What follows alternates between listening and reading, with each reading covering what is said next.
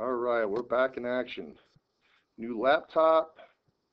We got Algebra 2, Trig, January 2016. Here are your answers. Let's get started. A survey is being conducted in a small upstate village to determine whether or not local residents should fund construction of a skateboard park by raising taxes. Which segment of the population will provide for the most unbiased response? Unbiased is good. It's random. So, choice one, a club of local skateboard enthusiasts, they're all going to want the park. That's not a good sample to ask. Senior citizens living on fixed incomes, they're not paying for these kids to be riding their skateboards around. A group opposed to any increase in tax, they're going to vote it down no matter what. That's biased. Every 10th person 18 years of age or older walking down Main Street, that's good. It's random. There's no particular reason that every 10th person walking down Main Street is going to feel a certain way, one way or the other. Which angle does not terminate in quadrant 4? We got 1, 2, 3, 4. We got 0 through 60. We got 90. We got 180. We got 270. Well, in order to put something on the grid, I need to be between 0 and 360. If it's not between 0 and 360, to find a coterminal angle, we need to either add or subtract 360. This is coterminal angle. So 60 is in quadrant 1. So this is not in quadrant 4. Let's go through the rest of them. Choice 2, negative 50 plus 360 is 310. That's in quadrant 4. Choice 3, 280, well, there's nothing to do with that. 280 is in quadrant 4. And finally, choice 4, 1030. Well, 1030 minus 360 is 0, 7, 670. That's still not between 0 and 360, so I got to subtract 360 again. I can keep on going as many times until I get what I need. That's 310. 310 is in quadrant 4. Which one is not? Choice 1. 2 ways to do this. We can do it using multiple choice strategy. We can do it not using multiple choice strategy. Let's do it by hand first. To solve complex fractions, you need to multiply by the LCD. The LCD in this example is XY. I'm going to rewrite it so I have a little more space here. I'm going to multiply each individual fraction by xy. The reason I do that, my denominators cancel. I'm left with y plus 3x over 2. There's nothing more I can do. Which of those is equivalent to that? Choice 4. Multiple choice strategy.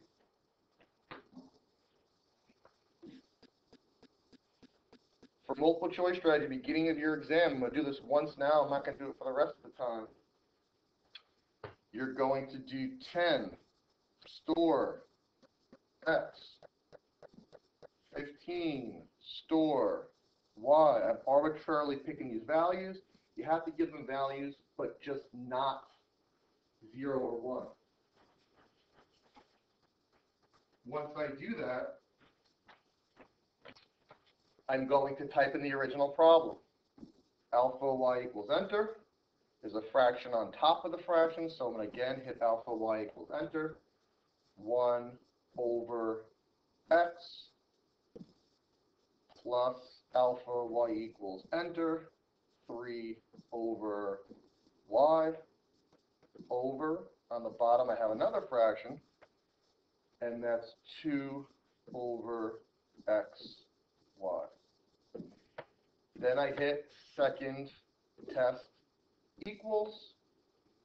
I'm not going to go through each one, but if I typed in choice 1, alpha y equals enter 3 over 2, it's going to give me a 0. 0 means it's wrong.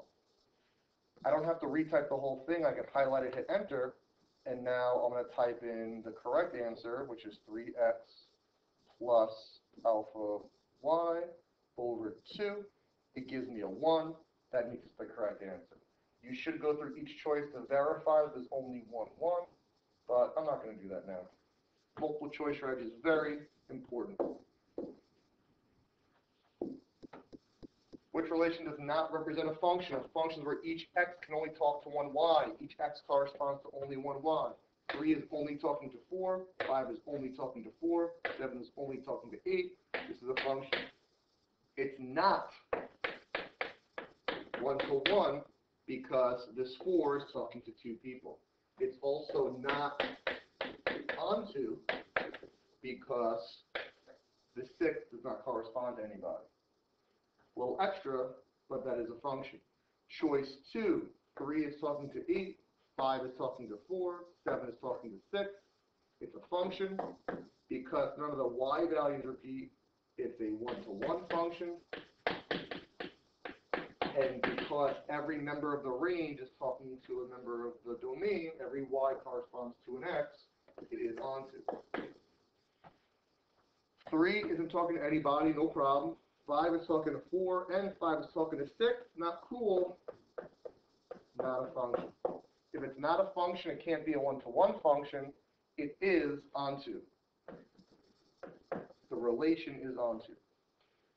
Choice 3, 3 is talking to 6. 5 is talking to 6. 7 is talking to 6. Each x value is only talking to one y value, so it's a function. It's definitely not 1-to-1 because 6 is talking to 3 of the guys. I call my x's my guys, my y's my girls. Function, not 1-to-1. Which one is not a function? Choice 3. This one, by the way, would not be onto because, again, every member of the range has to correspond to a member of the domain. In the diagram below, the spinner is divided to 8 equal regions. That's fantastic. Which expression represents the probability of the spinner landing on B exactly 3 times in 5 spins? Out of 5, I want 3. That's NCR. It wants a probability. So this is your NCR, PR, Q, and minus R. N equals, R equals, P equals, Q equals. I have a song to help you remember this. You can check out my playlist for Algebra 2 trig songs. N is 5. Out of those 5, I want 3, because it says exactly. What's the probability of the spinner landing on B in one trial? Well, there's 1 B out of 8, which makes Q 7 out of 8. So I have 5C3, 1/8 to the third, 7/8 to the second. From there, I can, I don't have to put into the calculator. The answer is staring right at me in the face. Hopefully, I'm picking the right one. 5C3, 1/8 to the third, 7/8 squared. Yes, that is it. I always hope this is going to be a 4-point question that leads through at most. Make sure you're prepared for it. Again, 2 different ways to do this problem. I can do multiple choice strategy because I have variables in the problems and variables in the answers, or I can do it by hand. Because I have negative exponents involved, I want to rewrite this without the radical. So I'm going to write the radicand, and I'm going to write it to the 1/3 power. Remember, fractional exponents are radicals. It's always the power over the root. Now, I'm going to give my exponent to everything inside the parentheses. So I have 27 to the 1/3. I have a. When I raise a power to a power, I multiply the powers. So a is to the negative second, b is to the first, c is to the 2/3. 27 to the 1/3 power, you can put into the calculator, or it's the cubed root of 27, which is 3. Now, negative exponents are fractions. Whatever's being raised to the negative power drops. A goes to the bottom, becomes positive. B stays on top. C stays on top. Hopefully this answer is there. 3BC to the 2/3 over a squared. Looks like choice 1. Let's take a look at multiple choice strategy. Well, I could do multiple choice strategy for this one. I'd have to create a third variable. Yeah, why not? Let's do it. I'm not afraid. I don't want you to be afraid either. Unless you're someone who's afraid of stuff, then you're on your own. I gotta have a third variable now, so I'll do 20 store as z. And now I will type in math 4 for cubed root 27.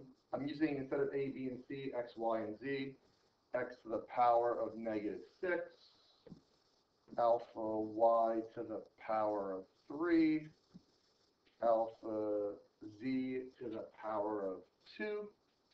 That's not a power. Make sure you get out of the radical.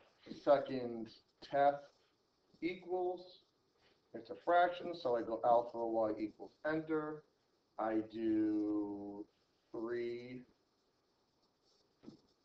y z to the power of alpha y equals enter, 2/3 over x squared.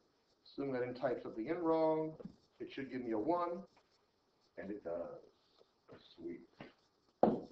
Multiple choice strategy is awesome. The PERT problem. Should have practiced these. Make sure you practice them. As long as you know how to do them, they're really not that bad at all. Just make sure you divide the rate by 100. Don't try and do it by hand. Please just do it in the calculator. Too many mistakes are made. Blah, blah, blah. This is all the same up to here for every single PERT problem. What is the value of a $5,000 investment after 18 years if it was invested at 4% interest compounded continuously?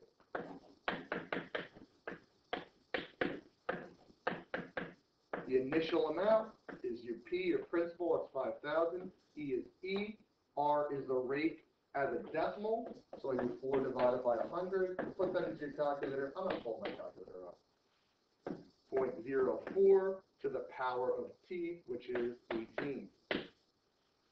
Now, sometimes you have to solve the equation for T. In this case, you don't. You're just going to put it into the calculator and get an answer. But make sure you do know how to do it. If you're trying to find T, you'd have to isolate and use logs or ln. Yeah. So 5,000 second ln, which is e to the power, 0.04 times 18. This is a pretty simple algebra 2 question. You better get it right. You better know how to round, not so much for the multiple choice, but once we get later on, the answer is choice 4.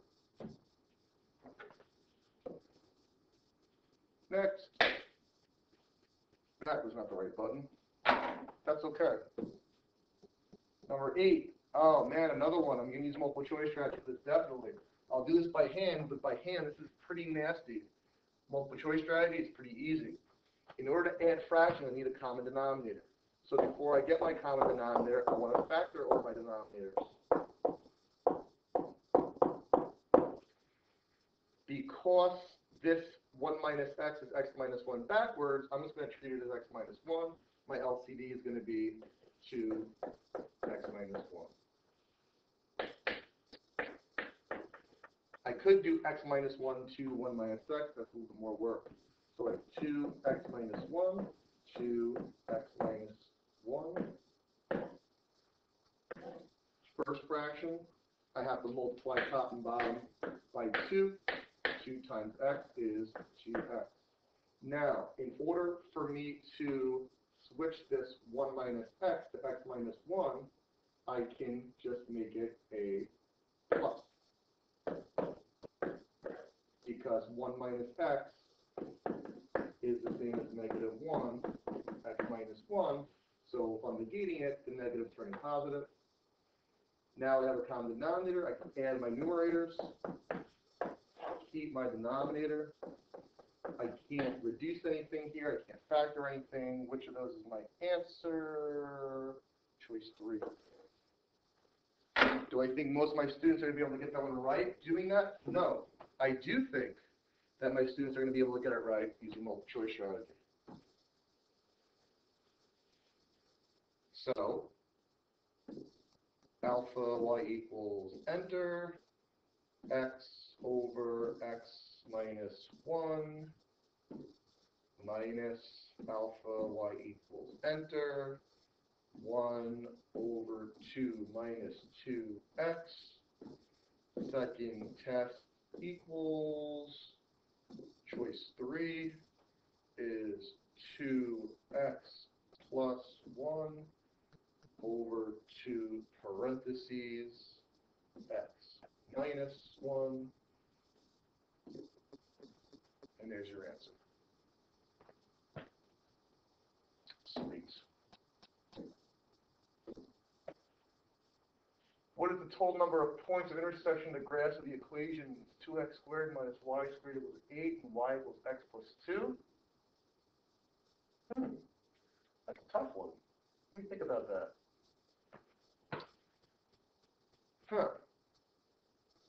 Well, I know that this here is going to be a circle.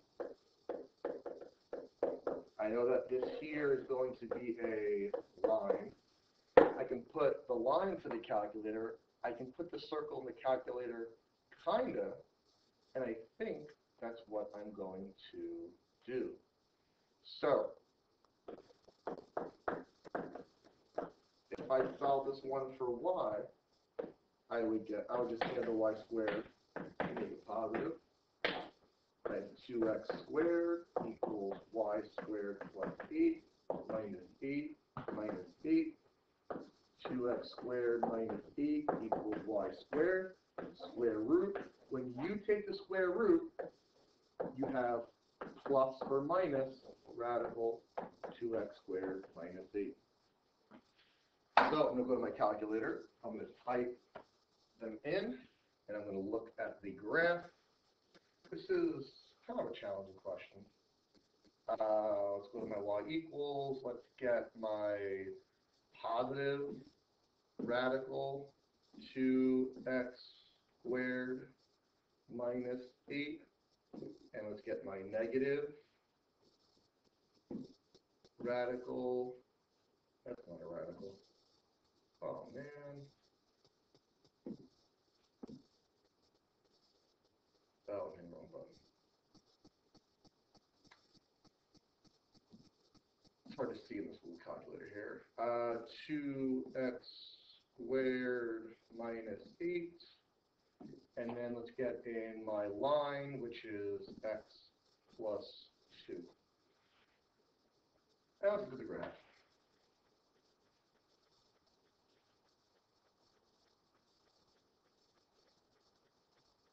Oh yeah, what am I talking about? That's not a circle. It's not a hyperbola, which we barely talked about in this course.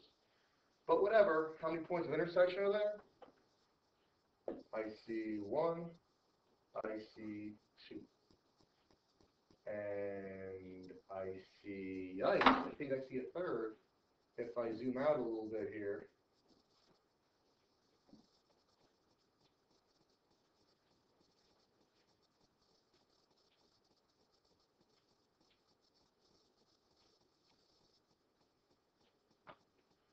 this is a mean question.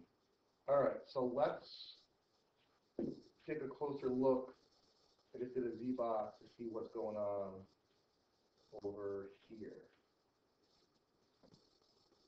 And it looks like it's going to hit twice.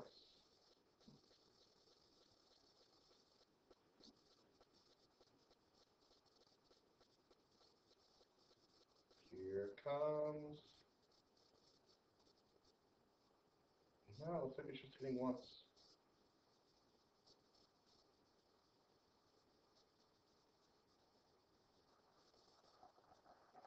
Let's, yeah, I know I'm getting held up on this one, but let's just see what this one says. It says the answer is choice 2.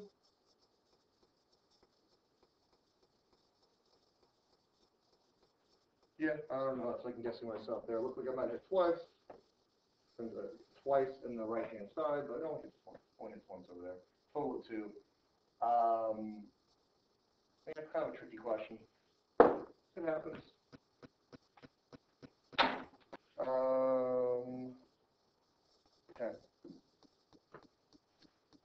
Common difference of the sequence. A2 minus A1. Now, that's not an option here. It doesn't have to be A2 minus A1. It can be any two successive terms. So if I did A3 minus A2 instead, the third term is x plus 2y. The second term is x plus y. And I have choice.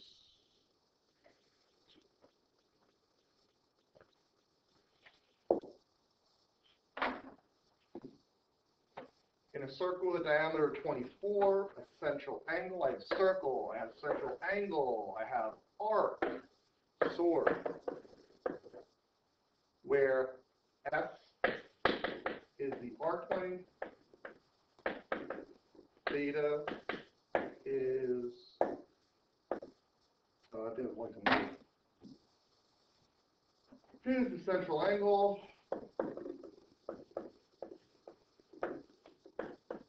In radians, and R is the radius. So, it's asking for the length of the arc. Theta is in radians already, so I don't have to worry about converting it. The radius is, if the diameter is 24, the radius is 12. It wants the answer in terms of pi based on these answers. So I can reduce that to 4, and I get 16 pi. Choice 3.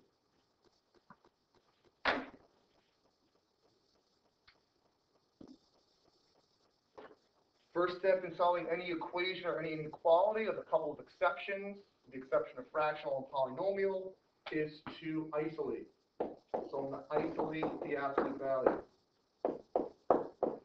When I'm isolating, I add or subtract first. I divide left.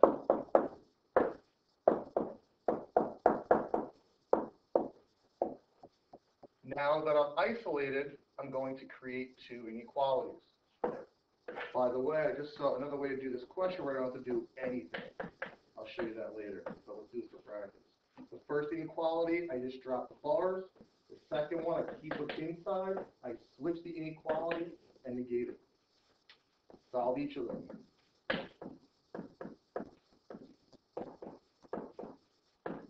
X is less than 1, minus 6, minus 6, 2x is greater than negative 14, over 2, over 2, x is greater than negative 7. Now, because it's a convergent solution, I know that the convergent solution is always a is less than x is less than b.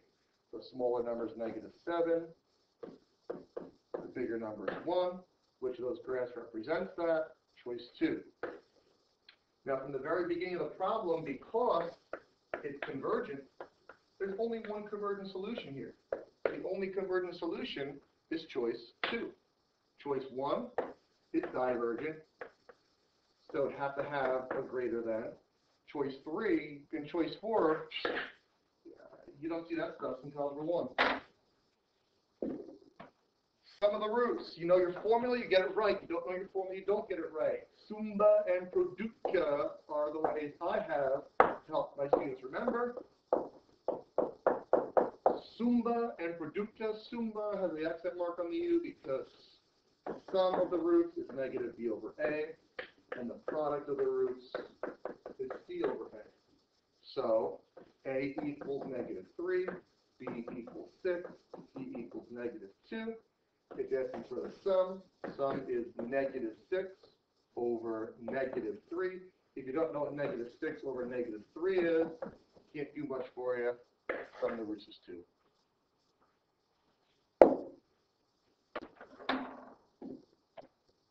The means, the scores of 1,000 students on a standardized test were normally distributed.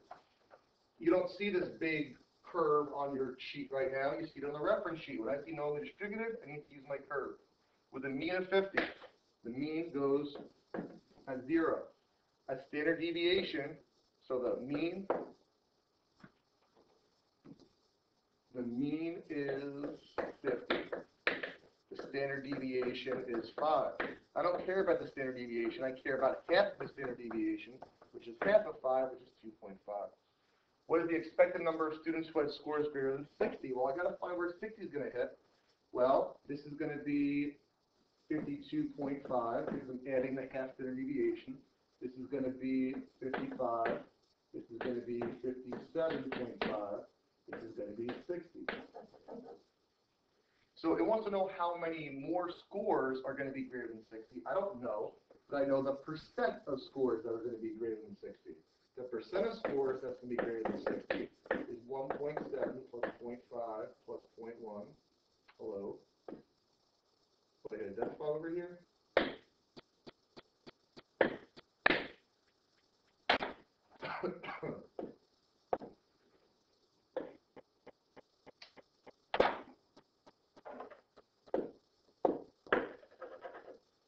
Alright, hopefully this thing's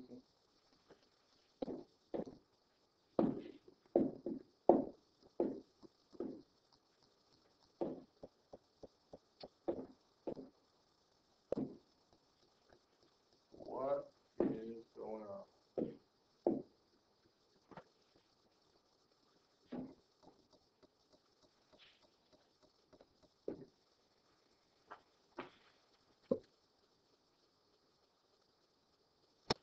And it looks like we're frozen.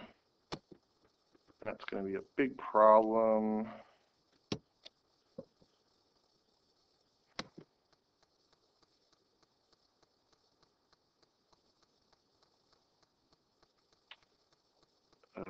Let's just hope. Nope, I'm frozen.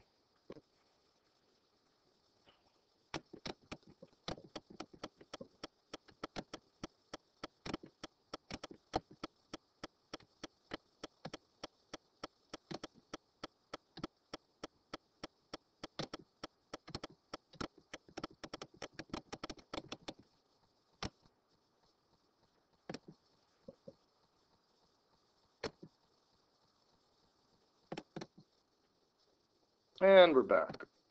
I'm not re-recording the whole thing. You guys can deal with a little lull in there. Go grab something to drink, take a stretch, and we're just going to start this problem over. So we'll kind of pick up a little quicker since we already talked about it. The mean goes in the middle. The standard deviation was 5, which means half the standard deviation was 2.5.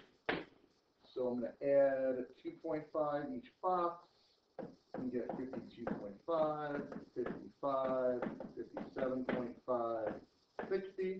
That's what it wants. I don't know how many scores are above it right now, but I know what percent of scores are above it right now. So 1 plus 7 plus 0.5 plus 0.1 is 2.3%. 2.3% of the scores are above 60. How many total students took the test? 1,000. So I could do 2.3% of 1,000. I convert 2.3% to a decimal by dividing by 100. So I do 0.023 times 1,000. You can use your calculator if you need to. It's 2. Moving on. Yes, log rules. Know your log rules. Know your power rule. Know your quotient rule. Know your power product quotient. So it wants log t. So I'm going to write log in front of both sides. So log t equals log 10. Multiplication becomes plus. Log x squared. Division becomes minus log y. Log 10 is 1. Because 10 to the first power is 10. Power comes in front, plus 2 log x minus log y. What do I got here? I got choice 1 is equivalent.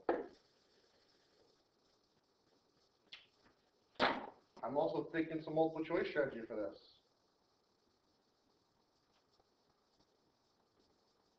I'm going to pull up my calculator.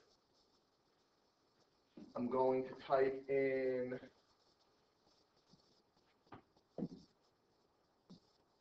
log of alpha log equals enter 10x squared over y.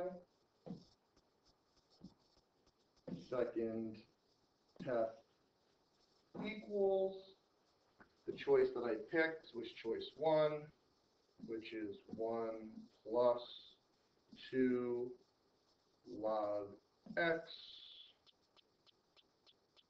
parentheses, parentheses, minus log y, and that's my answer.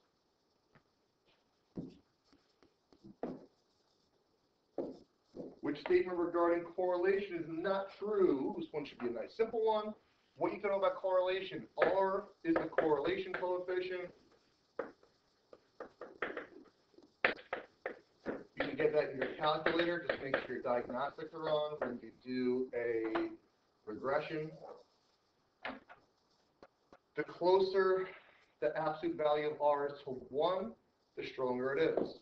So negative 1 and 1 is the best correlation coefficient. It can't be more than 1. It can't be less than negative 1. 0 is the worst. Which one's better, negative 1 or 1? Trick question. They're both equally as awesome. So, which one is not true? Let's go through each choice. The closer the absolute value of the correlation coefficient is to 1, the closer the data conforms to a line. Yes, that's what being a strong correlation means. It means the points are very close to the line of best fit. A correlation coefficient measures the strength of the linear relationship between two variables. Yes, that's what a correlation coefficient is. It tells you how close the things are together. A negative correlation coefficient indicates there's a weak relationship between two variables. Does a negative represent it's going to be weak? No. A negative just means it's going to be a negative correlation, but 0 is what makes it weak, or something close to 0 makes it weak. A relation for which most of the data fall close to a line is considered strong. Yes. Falls close to the line, R is going to be close to 1 or negative 1, which means it's strong. 3 is your answer. Summation. You start with what's on the bottom, you substitute it in. So it's cosine of 1 pi over 2 plus, I now plug in 2. Whoops, I might want to put that cosine in there.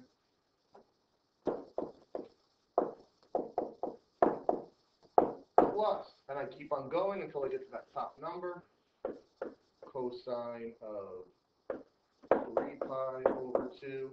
Now, I know a lot of you don't like dealing with radians, so I'm going to convert each of these to degrees. So pi over 2, to convert it to degrees, that's times 180 over pi. 180 over 2 is 90. So this is cosine 90. Cosine of pi, well, pi times 180 over pi is 180. So that's cosine 180.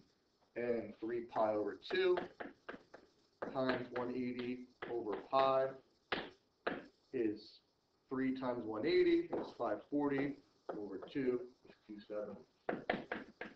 Now you can type each of these into your calculator, but remember, you're supposed to have that table memorized. Your sine, cosine, tangent, your 0, 90, 180, 270.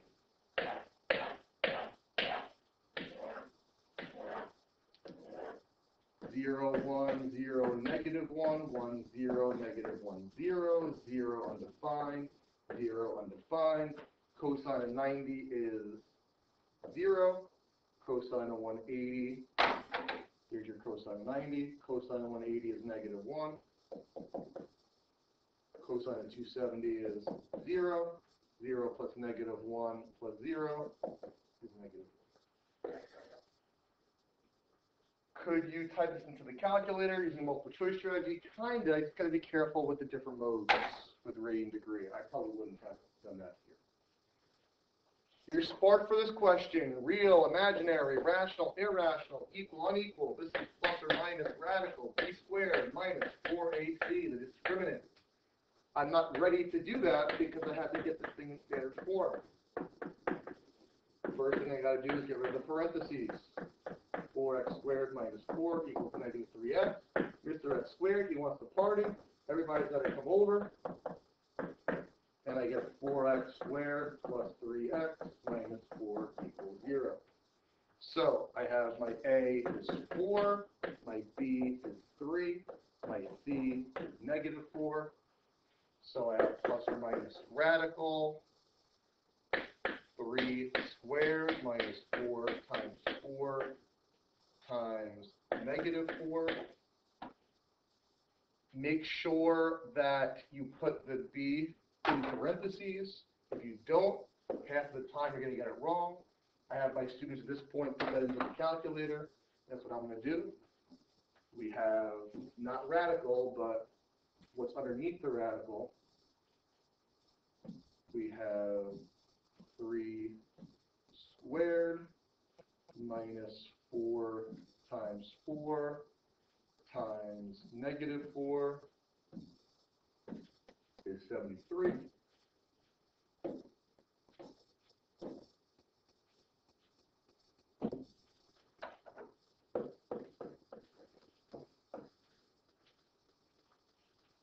Now, radical 73 is real. It's irrational because it's not a perfect square. And it's unequal because the only way to get equal roots is 0. Real, irrational, unequal, choice 4. Where is am I frozen again? Yeah, definitely frozen again. Not frozen.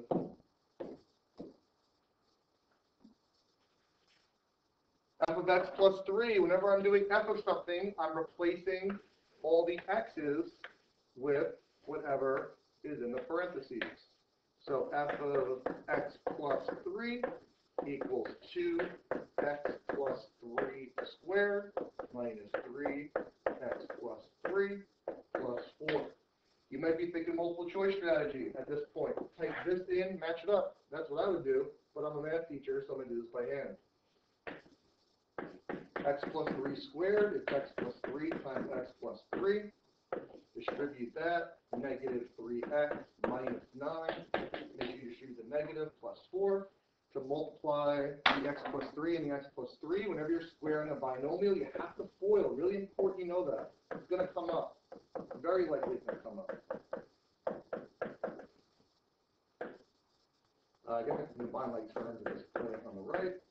Now, let's combine my terms inside the parentheses first. And now I distribute this. This is algebra 2, my friends. Now combine my terms again. I have positive 12x minus 3x, that's plus 9x. I've got plus 18, I got minus 5, that's plus 13. And that should be my answer. 2x squared plus 9x plus 13 is choice 3. Now I'm going to do this again, but with multiple choice strategy.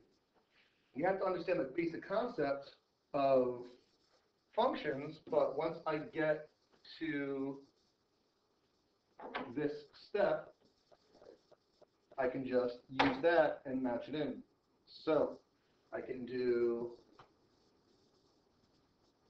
2 parentheses x plus 3 squared minus 3 parentheses x plus 3. Yeah, definitely want to put the parentheses in. Plus 4.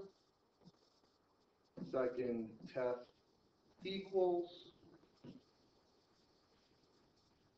2x squared plus 9x plus 13. I'm not really hitting these buttons very well on that. There it is. Quite a few questions we're able to get right just by using multiple choice strategy. Powers of I. You ever saw 1 I, -1, negative I, 0, 25, and 50, 75. Now, before I get to that, I got to deal with everything else first. So I got to get rid of these parentheses and deal with everything else. My arrow's a little bit off here. This arrow's going to the 3, not the x. So I have x parentheses, 3 to the 3rd, I to the 6th, plus 2x I to the 12th. 3 to the 3rd is 27, I to the 6th, plus 2x I to the 12th, which is 27x I to the 6th, plus 2x I squared. Now I can't combine these because they're not like terms. In order to add, I need to have like terms. So now I'm going to deal with the powers of I.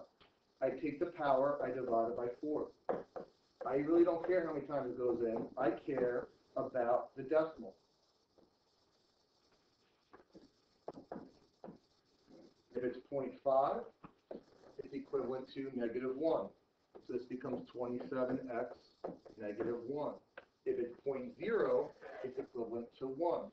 So it's 2x times 1. Clean this up. -27x plus 2x is -25x. You might be thinking of these multiple choice strategy. Sometimes yes, sometimes no with the I. Sometimes you do I with power and it gets all messed up. I don't feel like trying it now. You can try it if you want. Sometimes it'll work, sometimes it won't. The terminal side of an angle theta passes through a point -3, -4. All right. You know, that's probably better for use graph paper for this.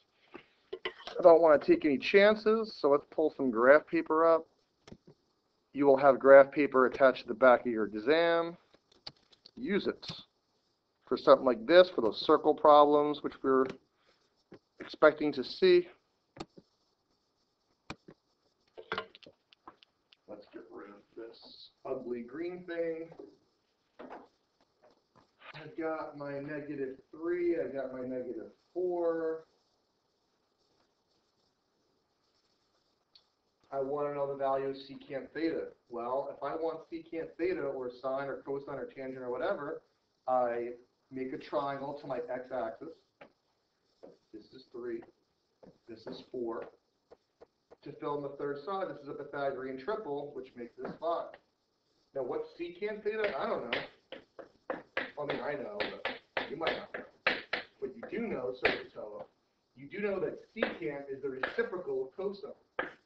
So cosine theta equals a over h. Cosine theta equals 3 over 5. If cosine theta equals 3 over 5, then secant theta equals 5 over 3. But in this quadrant, cosine and secant are both negative, so my answer is -5 over 3. Be careful with your signs. Oh, inverse tan. These questions, you have in your key understanding, just straight up memorize what makes inverse, tan, cosine, and sine a function. Or what I do, this is the one time I put my calculator into degree mode, I'm sorry, into radian mode, which it is right now. Type in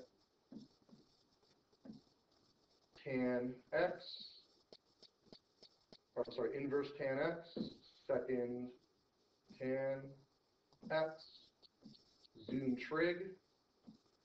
It's always, the duration is always pi. So it can either be 0 to pi or -pi over 2 to pi over 2. I'm looking at these, at the y values. So in this case, it's -pi over 2 to pi over 2. Let me read this question more carefully. No, I'm reading it wrong. It's asking for the domain. So that's not right. Usually they ask those, what's the domain that makes the inverse a function? It's asking for the domain of this thing. Well, the values start at negative infinity. The values end at positive infinity. So your answer is choice 4.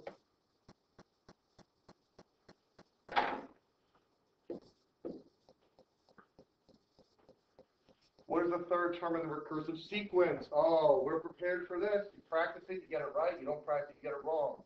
They have to give you the first term. You start with the term after the one they give you. So I'm going to find the second term. Equals 1/2. A sub n minus 1 means the previous term. So if I'm finding the second term, the previous term is the first term. Minus n is what I'm finding, the term I'm finding, which is 2.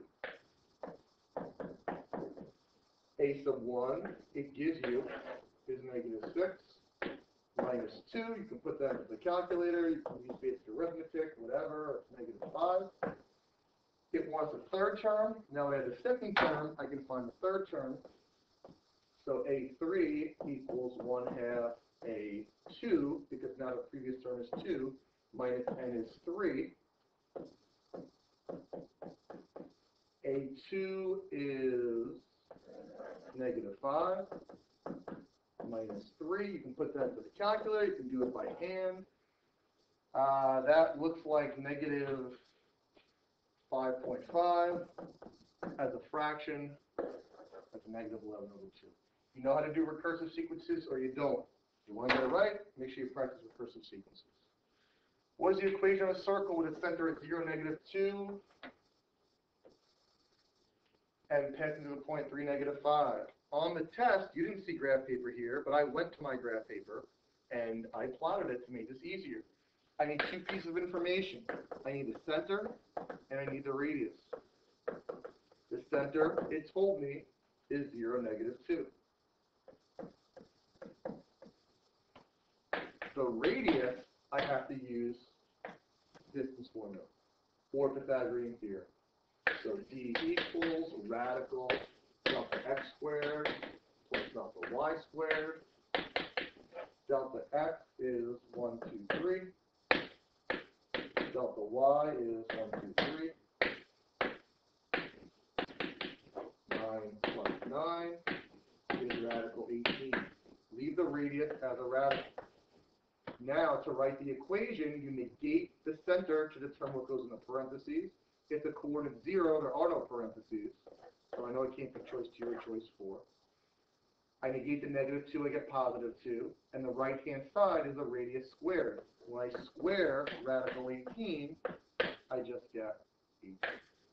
You never have a radical in your equation. Again, a pretty simple, straightforward question as long as you know how to do it.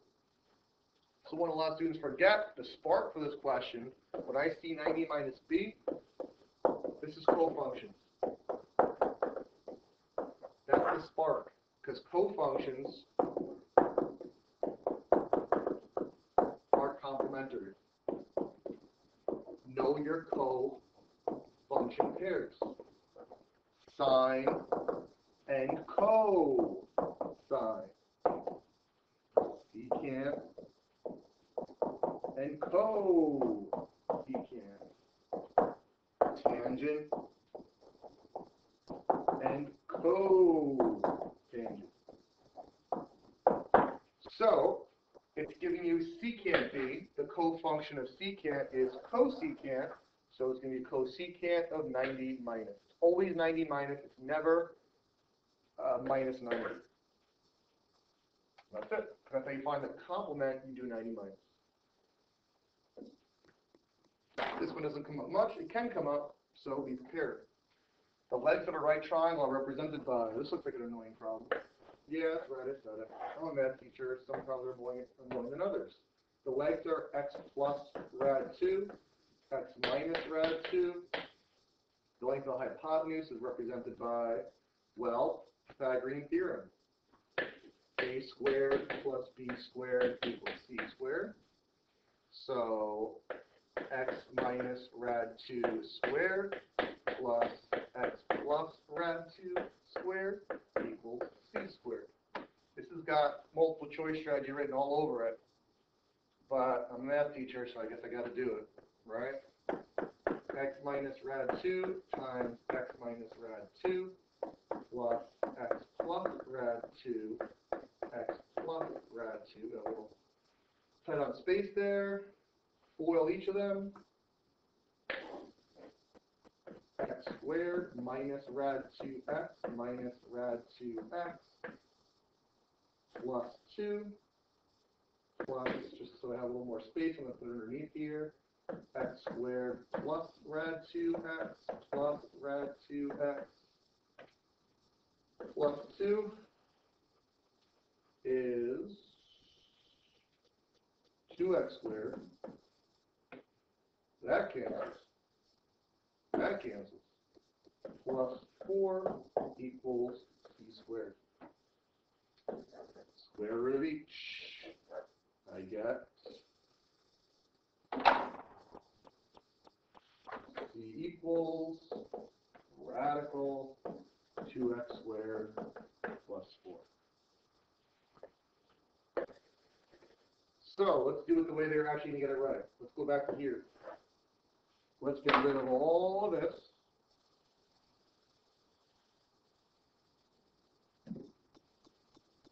I don't want this anymore. Let's get it out of here.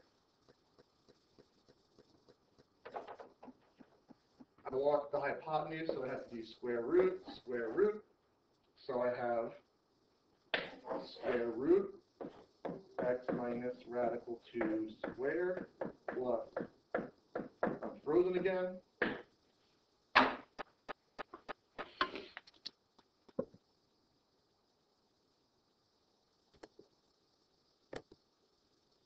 Yep, definitely frozen. So let's pause this, and we're back. Let's keep it down.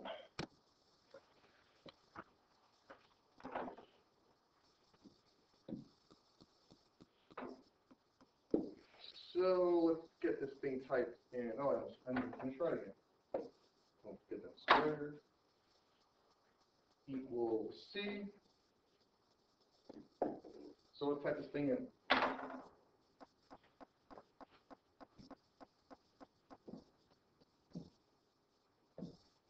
Second radical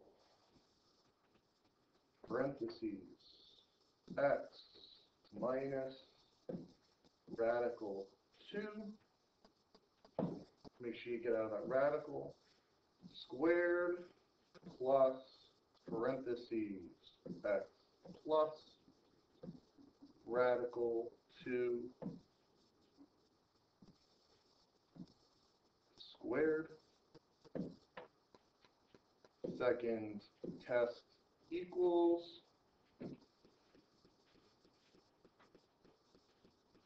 second radical 2x squared plus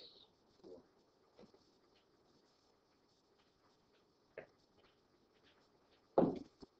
A really annoying, difficult question, or not. Just use a calculator, use a multiple choice strategy, and it looks like I'm frozen again. So this is good. All right. Oh, we're back in business. 27 was kind of a mean question. I love these questions, though. Whenever I have equations of sine and cosine graphs, I call these amp, sine, Greek, x. The amp is what's in front of the sine or cosine. However, the amplitude is the distance. It's the distance between the midline and the max or min. So the amp is 3. The negative is just telling you that it's going to go down instead of up initially. It's a reflection in the x-axis. Now, the amplitude is 3. A lot of students probably put -3 because they saw the negative. No, amplitude is always positive. Period. is 2 pi over the frequency. You need to know that. The frequency is what's in front of the variable. A little sloppy, but what's in front of the theta? 1/3. So the frequency is 1/3. So the period is 2 pi over 1/3. You better know how to divide by a fraction. 2 pi over 1, keep, change, flip. Period is 6 pi. Choice.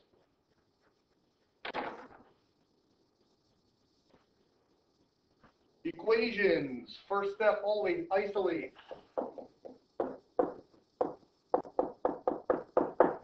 Once you isolate, you know how to get rid of each type of equation. To get rid of radicals, you square both sides. Square the radical cancel. 2x plus 1 equals 16. Minus 1 minus 1. 2x equals 15. Finish this thing off. X equals 7.5. Check. You must check to see if it works out. I'm going to use my calculator for that because, well, that's kind of what I do, isn't it? Second radical to 7.5 plus 1. Get out of the radical. Plus 4. Second test equals 8. It works. It might work, it might not work. Not that you did anything wrong, but you have to check it.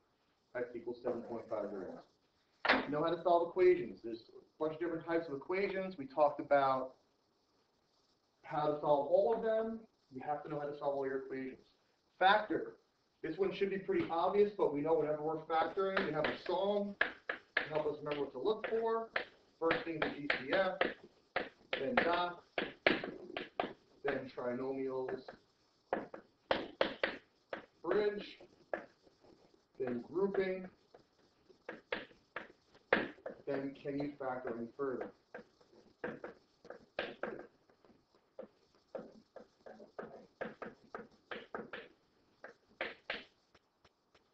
Well, is there a GCF? No. Because there's 4 terms, it's got to be grouping. Grouping always has 4, trinomials 3, dots 2, GCF can be any amount. So, you better know how to group. If you don't know how to group, sorry to say this, you don't deserve to pass this exam. You don't know how to do grouping. Find the GCF of the first pair, that's x squared. Find the GCF of the second pair, that's 2. These must be the same, they are, so I can combine my coefficients. Make sure you put them in parentheses. Keep my light turned. You can use multiple choice strategy to check this. I'm not going to do it, but I can type this in. I can type this in to see if they match as a check, but I have to be able to do the problem. All right, the multiple choice strategy is a multiple choice strategy, not an open response strategy, but I could still check it to make sure I got it right. We got another equation. Again, first step, isolate. Yes, I'm isolated. To get rid of log in an equation, I need to put it into exponential form. The base of the log is the base of the exponent. E is being raised to the x plus 1 equals 16. Got rid of the log. Now it makes it different than the middle school equation. It's an exponential equation. It's got variables. Whenever I have a variable exponential equation, I want a common base. Is there a common base? Yes. If there wasn't a common base, then I would do log of both sides. You still can do log of both sides, but you don't have to. It's easier to just do the common base. It's almost always 2 or 3, the common base, or if it's not 2 or 3, it'll be pretty obvious. Choose cancel, let they have a common base. Don't forget this 3 here. I have 3, x plus 1 equals 4. 3x plus 3 equals 4. Solve it. You can't solve middle school equation. Up to you. X is 1/3. For log equations, you kind of have to check. I'm just going to check everything. You don't have to check this particular one, but I don't feel like explaining why. So just get in the habit of checking everything. That way there's no doubt. Log base 8 of 16 equals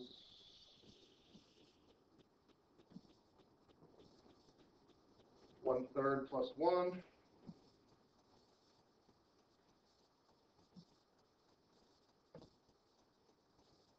And there it is.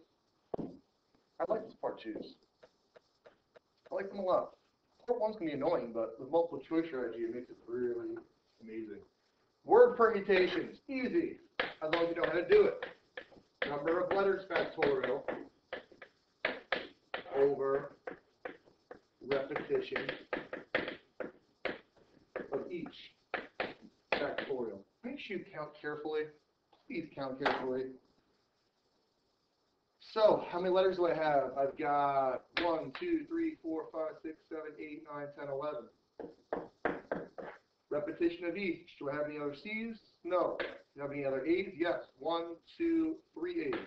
So I'm going to write 3 factorial on bottom. Any other T's? 2 T's. 2 factorial. R, only 1. U, I got 2 U's. 1 G, 1 S. Put that into the calculator. If you get this question wrong, maybe algebra 2 isn't thing for you. Sorry. 11 factorial over 3 factorial 2 factorial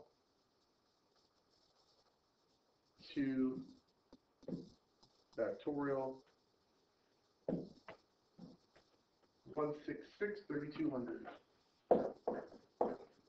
All these questions we're doing, and I say this to my students all the time, they're not difficult as long as you know how to do them. Prepare yourself to do them. You better prepare yourself for this type of question. You're going to see it. It's not difficult as long as you practice it. And it looks like I'm frozen again. Yep. So let's pause you. We're back. Does that do the trick? Yes. Express negative. Another simple question in radian measure. To convert to radians, multiply by pi over 180. It wants my answer in nearest hundredth, so yes, I'm going to type pi in. Let's get my calculator up. I got my negative 130 times alpha y equals enter pi over 180. It wants my answer to the nearest hundredth. Don't you dare round incorrectly. Negative 2.27.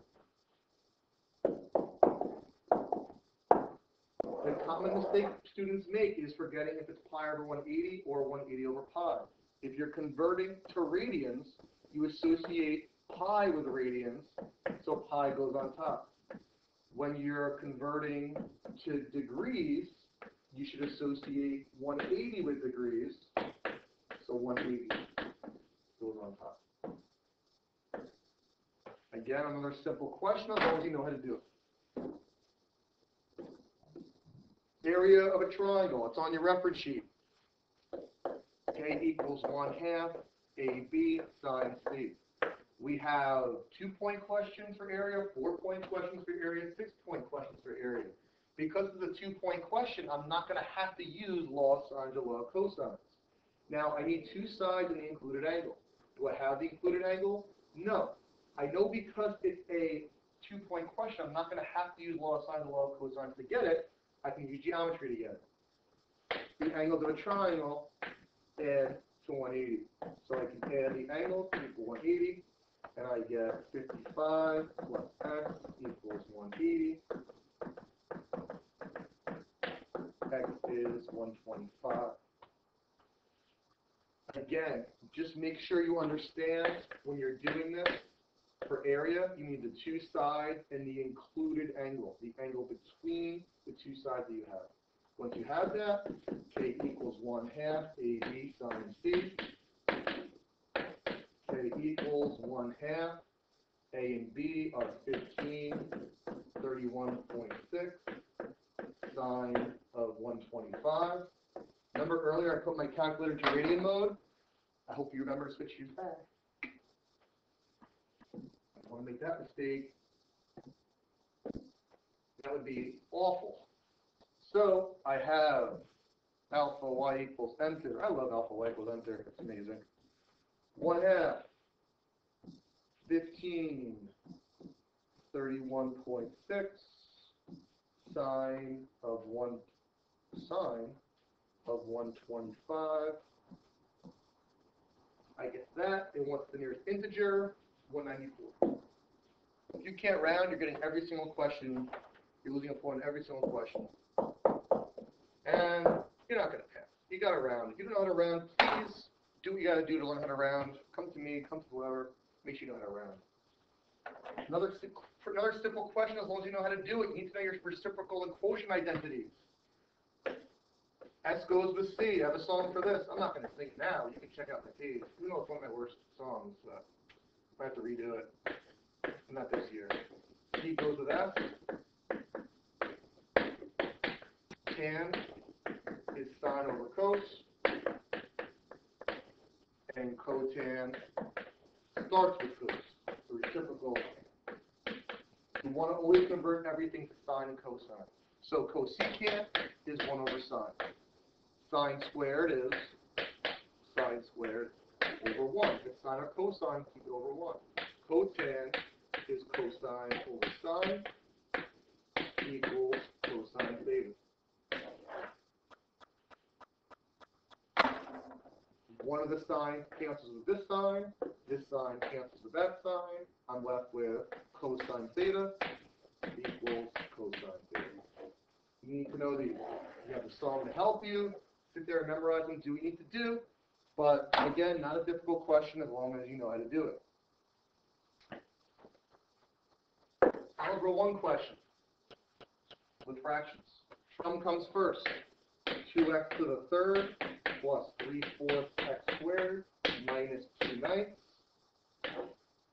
minus 4/3 x to the third minus 5/8 x squared plus 7/9 x.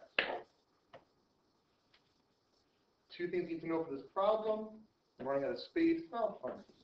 Right here it's free. 1, from comes first.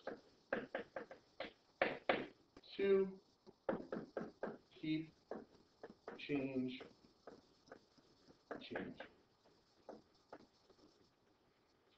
So, I keep my 2x to the third plus 3/4 x squared minus 2/9. I change subtraction to addition. I change everything in a second polynomial. So positive 4/3 x to the third becomes negative. Negative 5/8 x squared becomes plus 5/8 x squared minus 7/9 x. Be careful. This does not have an x. This does. So you're not going to be able to combine those. I tell my students, use a calculator to add the fractions. I'm not going to use a calculator to add the fractions, but use a calculator to add the fractions if you need to. No, why not? Let's just make sure. I just want to make sure you know what to type in. So I've got 2 plus negative 4/3. 2 plus alpha y equals enter. Negative 4/3 is 2/3. I have alpha y equals enter. 3/4 plus 5/8. And again, the other ones I can't combine, so I have 2/3 x to the third.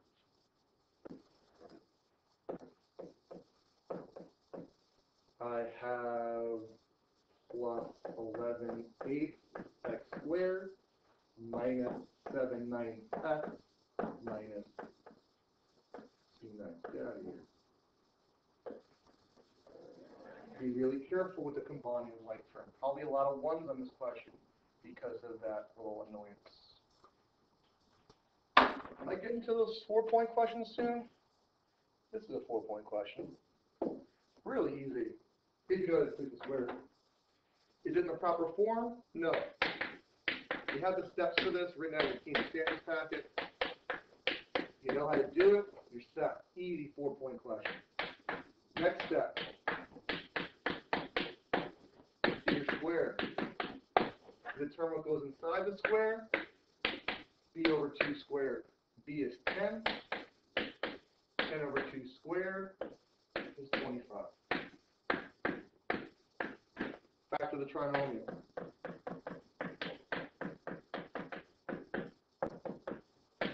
Rewrite it as a binomial square. Now that's completing the square. Now if I want to solve the equation using completing the square, square root of both sides, x plus 5 equals plus or minus. Again, whenever you take the square root of something, it's a positive and a negative root. Subtract 5, x equals negative 5 plus or minus radical 33. Can't get much more straightforward for a 4-point question. They hadn't really asked a question where it said you have to solve it using completing the square, but you got to know how to do everything in this course. I don't know what to tell you. It's a straightforward question if you know how to do it. Exponential regression, sweet, this is a gift. Exponential regression, any regression, is simple. Just type it into the calculator. I'm going to type in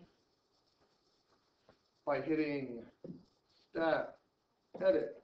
My x's are my L1, 1, 2, 3, 4, 5, 4.2, 33.5, 113.1, 268.1, 523.6. It's asking for an exponential regression. Stat calc. It's 0, but you can just scroll down so you don't have to memorize that. Your L1, L2 is x and y. Frequency list should be empty. Calculate. Now the whole a star b to the power x thing, that is the old way to do it. That's really old software. You're going to write y equals a parentheses b to the power of x, the high school way. You're going to write a equals b equals. You're going to round it to what it wants you to round to. Be very careful with rounding these questions. There's usually multiple parts of the equation to the questions. Each one usually asks you to round to something different, so read very carefully. A and b to the nearest hundredth is 2.19, 3.23. 2.19, 3.23. So don't forget to write the equation.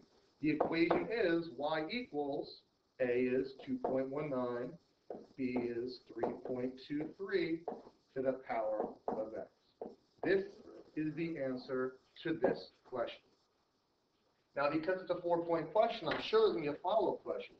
So the follow-up question says, using this equation, predict the value of x if y is 426.21.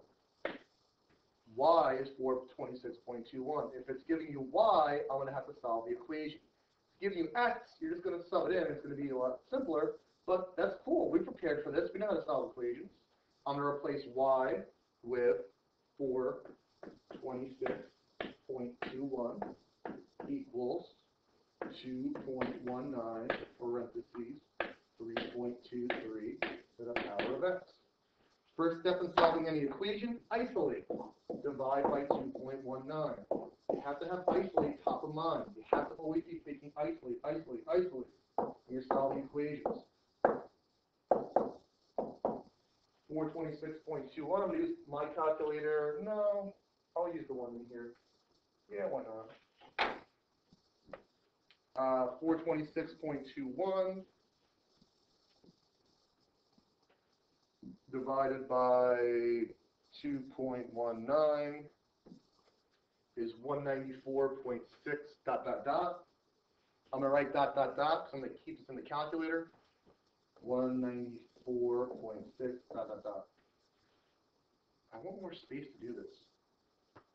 I'm going to get rid of this. If you don't like it, that's too bad. I want my space. So, now that I've isolated, you have to know how to solve the equation. This is an exponential equation. It's a variable exponential equation. There's no common base, so I do log of both sides. The reason I do the log of both sides is because when I take the log of an exponent, the exponent comes in front. So it becomes x log 3.23. Now to solve for x, I divide by log of 3.23. Divide log 3.23. That cancels. X equals. I type that in. I get my answer. Do not type in 194.6. Type in this whole thing. Now, log, obviously, first, of 194.6 whatever. I don't have to put an alpha equals onto here. Divided by log of 3.23. And you get that. It wants you to round to the nearest tenth, 4.5. Again, the two different questions ask me to round to different values, so make sure you read it very carefully. I think it's a very straightforward 4-point question. You got to know how to solve equations. Speaking of solving equations, here's your 6-point equation. The trig equation. So, the first spark, I see a double angle. When I see a double angle, oh, this isn't a 6-point question. This is a 4-point question. Either way, when I see a double angle, I know to go to my reference sheet and pick the appropriate identity. Because this problem has, if I cover this up, if I get rid of this, I'm left with cosine. I'm going to pick the cosine 2x that has cosine. So it becomes 2 cosine squared x minus 1 equals cosine. If this was sine, I would pick the one that had sine. Now, to make the algebra a little bit easier, I'm going to replace my cosine x with just x and get 2x squared minus 1 equals x. I can put this back now, it's bothering me. Mr. X squared, he wants to party. Bring everybody over. 2x squared minus x minus 1 equals 0. Party time. What do they do at a party? Bubbles, factoring. Bridge methods, there's no GCF. It's a trinomial with a number in front. X squared minus x minus 2. That PT stands for pay toll. I write that so I don't forget to do that step. Pay the toll, which is 2. There's different methods for this, so if you are some random person that's on the internet, do whatever you need to do. Sorry if I got a little sloppy. Stupid computer. X minus 1, 2x plus 1 equals 0. Steady factor equal to 0. I'm going to definitely run out of space. X minus 1 equals 0. 2x plus 1 equals 0. Plus 1 plus 1. X equals 1. Frozen again.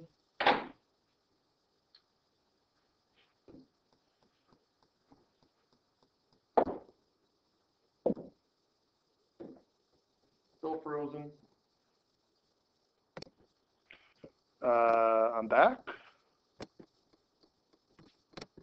I'm back. 2x equals negative 1 over 2 over 2. X equals negative 1/2. So now I solve for x. I'm going to replace it back with cosine x equals.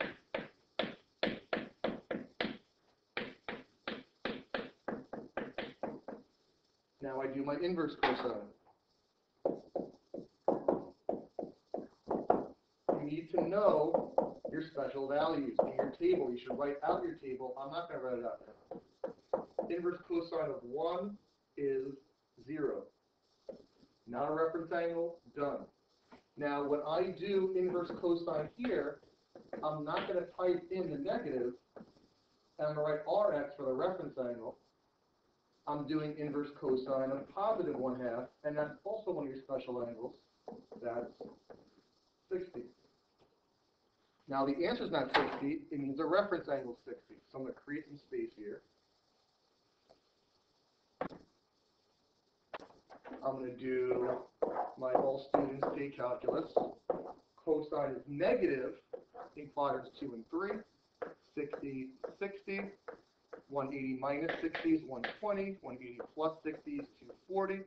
So my answers are x equals 0, 120, 240.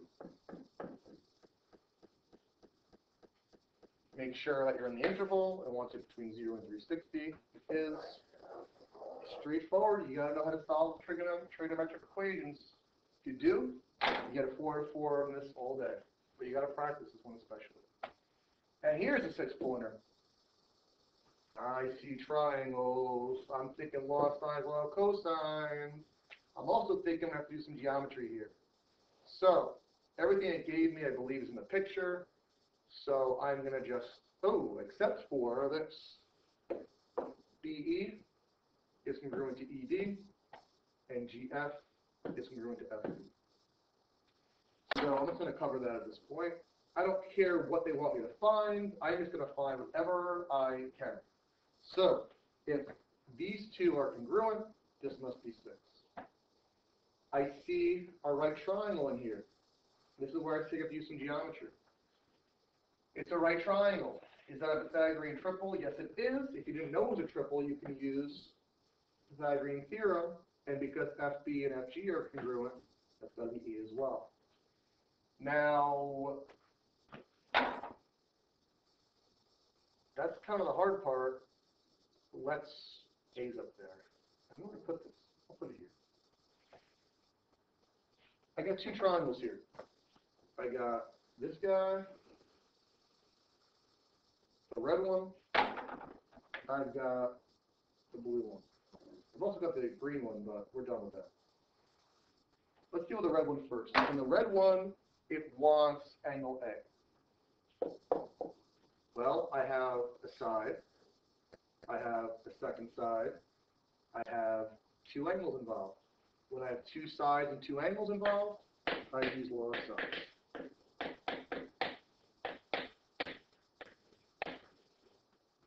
So let's start with the 15. 15 goes over sine 40 because it's opposite. The other side I have is 16 because this whole thing here is 16 over sine x. Let's multiply and solve. 15 sine x equals 16 sine 40. I'm not pulling up the calculator on this one. I have sine x equals, it should give me a decimal because sine x equals is always a decimal, or something equivalent to a decimal. I'm going to use my own calculator right now. I got 16 sine of 40 over 15 is 0.6856. I then do inverse sine. I get x equals inverse sine of 0.6856 at the top, which is 43.3.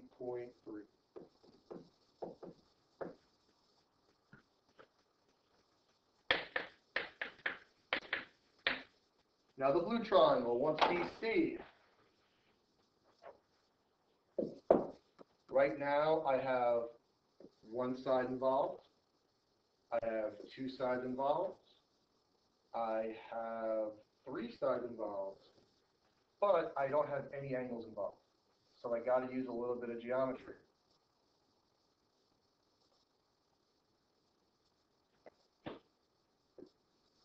I see a straight angle here. 40 plus 90 plus B must be 180. 130 plus B equals 180 minus 130. Use 50.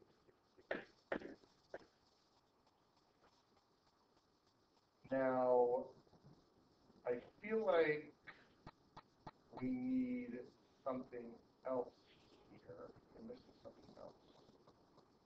We have this side. I want BC. So,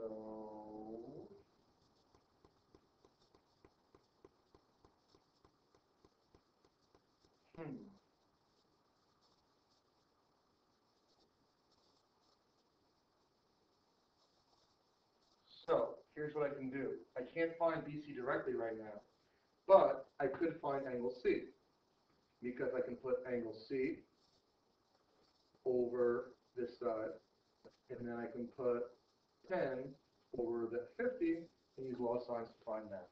So I can do 10 over sine 50 equals, this side here is 12 over sine C. Cross multiply and solve. 10 sine C equals 12 sine 50. Divide by 10, divide by 10. Sine C equals, I'm going to put that into my calculator, 12 sine 50 over 10 is 0.919, inverse sine C equals 66.8, So if this is 66.8, I can find out what angle D is, and once I find out what angle D is, I can use law of sines again. So I'm going to create some more space here.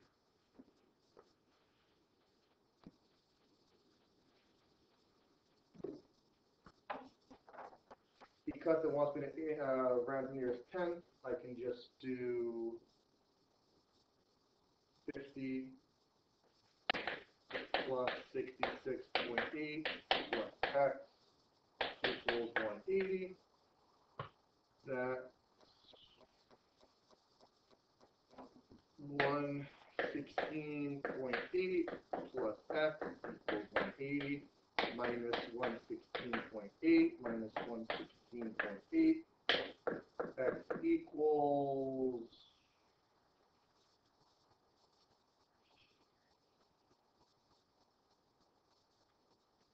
180 minus